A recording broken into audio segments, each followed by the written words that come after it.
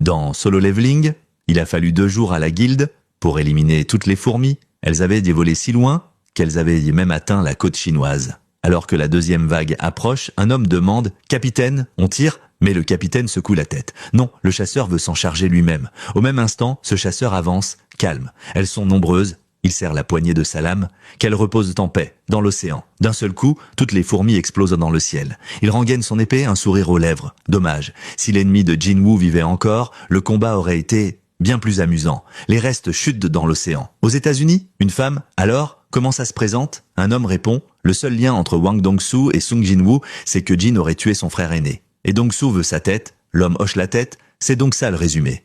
La femme acquiesce, exact.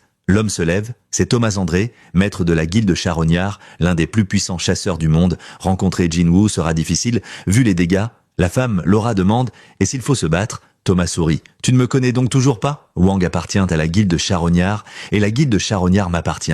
Dongsu, les yeux fous, personne ne touche à mes possessions. Pas même le gouvernement américain. 3e nuit du rêve de Jeju. Des militaires et la guilde des chevaliers arrivent pour récupérer les cristaux magiques. Park Jong-soo raconte, il y avait un homme sans chance. Il se souvient, un athlète prêt à décrocher l'or. Test antidopage, négatif, condition parfaite. Mais la veille des Jeux, il s'est éveillé. Son pouvoir magique a tout détruit. Sa carrière, son rêve, cet homme, c'était lui. Il sourit avec amertume et continue de ramasser des cristaux. Une fourmi surgit, mais il la tue d'un seul coup. Ne vous inquiétez pas, dit-il, même s'il en reste, la guilde veille. Mais soudain, son second l'appelle, affolé. Les soldats retiennent leur souffle. Qui êtes-vous? Une silhouette émerge. Jong-soo crie. Identifiez-vous! Seuls les soldats et l'association sont autorisés ici. Les chasseurs hésitent. L'armée menace. Un pas de plus et on tire. La créature parle. Dans une langue monstrueuse. Un claquement de doigts. Et soudain, tout le monde s'effondre. Le monstre bestial se tourne vers un autre être bleuâtre. Qu'est-ce que tu fais? L'autre répond calmement. Pas besoin de carnage. Je les ai juste endormis. Le grand-père bleu propose.